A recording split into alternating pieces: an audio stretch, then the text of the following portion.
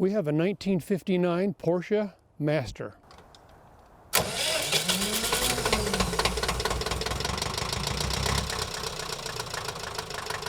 And that's the largest model of the four models that Porsche produced from 1938 to 1963. And this one is one of 200 actually built of this particular model.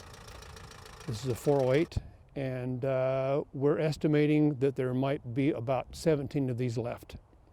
So they're very rare and very much sought after. When I moved to Washington in 2000, I joined a tractor club up here, and I just happened to mention to the president of the club that I said I think I'm going to look for a Porsche tractor because I'm a Porsche car owner. Well, he told me where it was, where the tractor was, and of course I acquired that one, and then they started showing up because people knew I was looking. So I've had 15 of these so far. Yeah, this tractor happened to be in a bird sanctuary. It was kind of I think it was used on a peat bog down in Kitsap County, which is about about 60 miles south of here. And when they stopped harvesting the peat, they just left the tractor there. Of course, it became a waterway, and the water was actually up to here in the tractor at one time. So the gentleman that I got it from, he and his sons were told about this tractor, and they decided they wanted it very badly. But the owner of the property said, this is a bird sanctuary, you're not allowed to use power equipment. So they used come-alongs and cribbing. There were trees growing up through it, alders. It was very severely hidden in the bushes. It took him a month to get it out of there. He had it for 12 years, and he sold to another guy in a town called Gig Harbor.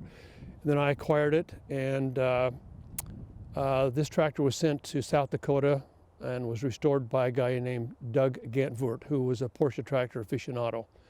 I gave him 3 Porsche tractors to do the restoration, but it was worth it. This is a very valuable tractor. It's worth at least $100,000. I know a friend of mine just sold his for $120,000.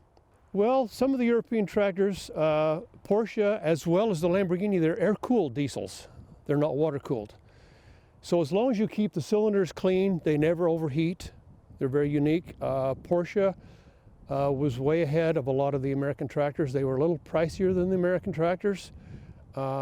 These tractors had a viscous coupling, so you could start the tractor in any gear. There was a belt pulley available for the front.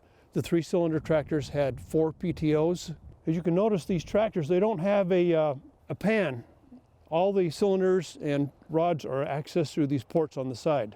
But they were this particular tractor, the Germans didn't like it because it was a little large for them. They liked the 3-cylinder and the 2-cylinder the most.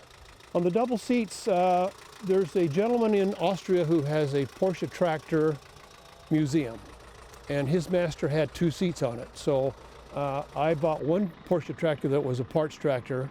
The rear seat sits on the lift, which is the standard place for the seat on the 3-cylinder. So I added it on, and it's quite a unique feature. I take my grandkids in parades with me, so they're able to sit. In Germany, these tractors are used for farming as well as going to town at night, so the wife or the children would sit on the fender to go into town at night.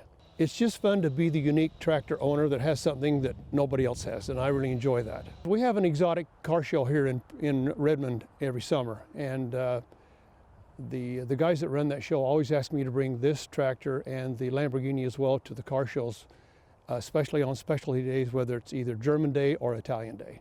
These tractors get a lot of attention. Porsche tractors, the last year they were built, by the way, they were built in the old Zeppelin factory from 57 to 63. 63 was the last year they were produced. So in 63, NATO took over the factory and started building tank engines in there. Now, Porsche designed these tractors starting in 1938, and that's the same time he was designing cars. That's what Hitler wanted him to do, design a Volksschlepper, that's a Volksschlepper, and a Volkswagen. And after the war, he was not allowed to build tractors, so a company called Algeer built the tractors, and they were not red, they were green and orange.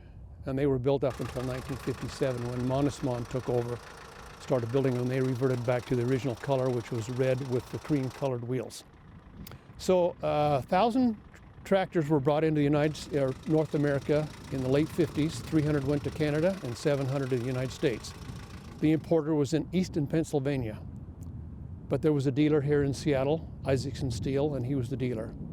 So all my tractors I've purchased all came from this area or Northern Oregon.